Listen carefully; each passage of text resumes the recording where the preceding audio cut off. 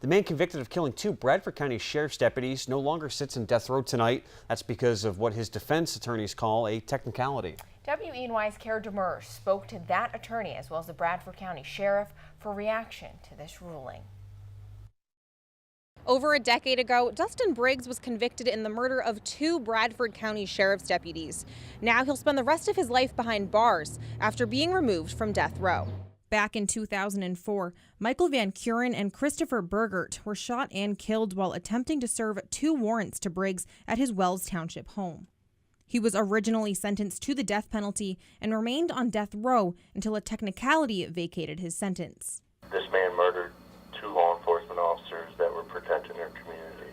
This decision was shocking news to myself as well as my office staff. During his trial, the jury was given a single verdict slip rather than one for each murder. There's other issues regarding the guilt phase of the trial that are still pending. Some of the issues that have been raised before, I still find it incredulous that the rulings went the way they did.